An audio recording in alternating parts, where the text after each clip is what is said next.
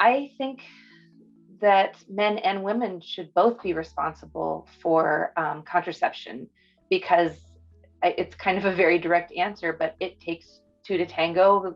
All of the adages that are out there, right? It takes two people to make a baby. So two people should be involved in managing reproduction and contraception.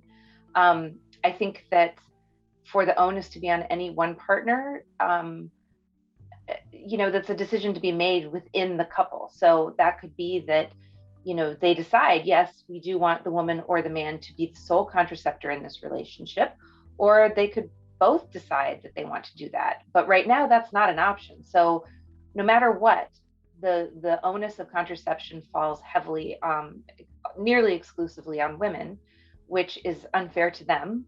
And then at the same time, men don't have the option to protect themselves if they feel that they would like to have more control over their reproductive outcomes. So that's not fair either. So really, ultimately, people having the opportunity to protect themselves and their relationship from an unintended pregnancy is a joint responsibility.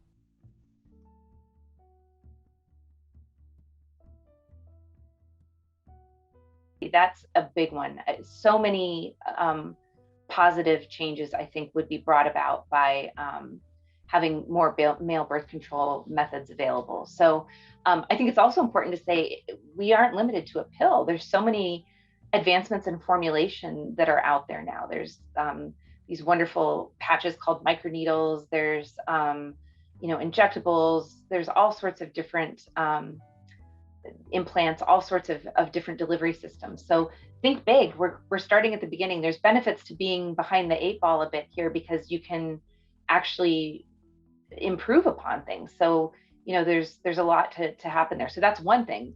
I think the first thing that comes to mind is just relationship dynamics. I think that equity among equity among partners in relationships is just going to be so potentially impacted by this, because it's no longer a woman just going off and going to the OBGYN and getting, or to a clinic and getting her pills or her shot, and it's sort of her realm.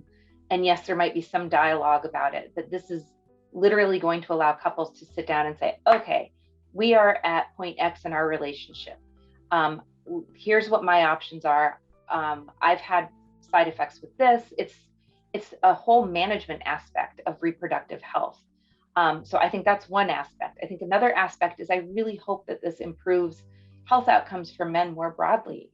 I think that the fact that women are ending up at a clinic or an OBGYN at a younger age to start getting on a contraceptive, for instance, gets women into the health system sooner. And, it just becomes a part of routine to a certain extent. And men don't really have the same entree into the system. So I'm hoping that will get more men presenting for healthcare more broadly. So I think this is a huge step forward for men's health. The potential here is just endless. And, there's also the potential, if you want to think really big, to discuss some of the major global issues that we're facing. If we are reducing the unintended pregnancy rate, which is currently 121 million unintended pregnancies every year, that's a major impact. So that's going to immediately translate into reduced impact on the environment, reduced demand for resources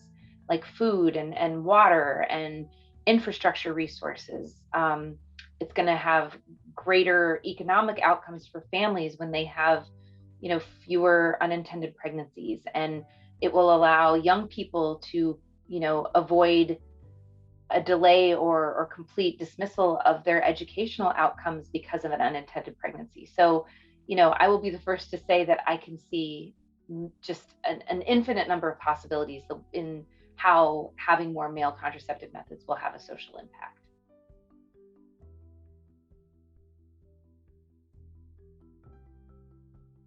I think that absolutely, I touched on this a bit in one of my previous answers, but a huge transformation in how men and women discuss sex and contraception and unintended pregnancy and all of those things.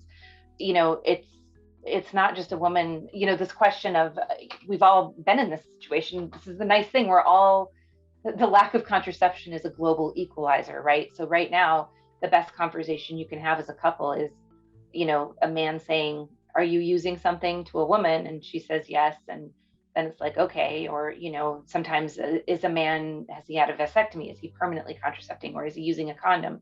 So this really opens up a lot more discussion, like, hey, I'm using method X, and oh, well, I'm using this method. So we're doubly protected. And I think that's a really important point too, is a lot of the times we'll get the question, will bringing more male methods into the mix impact female contraception?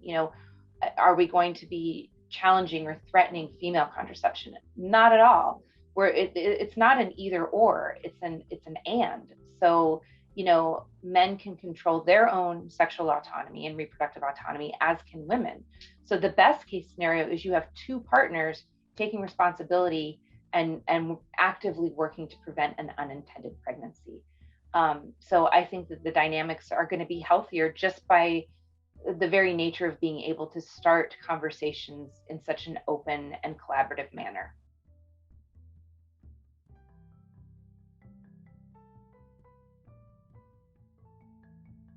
There's a lot of interest in knowing when these products are going to come to market. And as much as we are promoting the research and development space, we also at Male Contraceptive Initiative are working very hard to manage expectations, because what we've seen is, you'll hear us reference this all the time. There's this sort of bad joke in the male contraceptive space that male contraception has been, 5 years away for 50 years. And the reality is it does take time to develop these products, but because it's been such an underfunded space, the incremental progress, tends to really be slow. That's changing. We're seeing in the past few years in particular a bit of a push forward, and we're really trying to help support that. And we work with a lot of amazing partners who are also moving towards getting male contraceptive methods on the market. But I think that what's good to know is that there are methods in clinical trials right now. So there are hormonal male methods that are doing trials in 11 countries around the world. In Latin America, we have there's sites in Chile that colleagues are working on this, across Europe, across India, Africa, and across the United States. And again, those are hormonal trials that are ongoing, and you can look those up on the web. And then we at Male Contraceptive Initiative focus exclusively on non-hormonal reversible male contraception. And that's because we do know that there's people out there doing the good work in the hormonal space. And there's many of those methods will work well for many people, but there's also a lot to offer in the non-hormonal space. So that's where we're exploring. We do see we have one partner who's moving into a first in human study, which is a very early stage clinical study. So that's very promising. And we hope in the next 5 to 10 years, they'll be on the market. But many of these methods are still a solid 10 years before they'll be on the market. It takes time.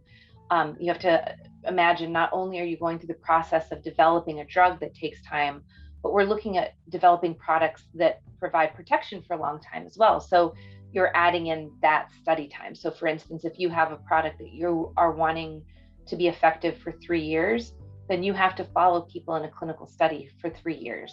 And then you've got the front and back ends of that as far as, recruitment and wrapping up and things like that. So it does take longer, but hopefully the payoff in the end will be worth it.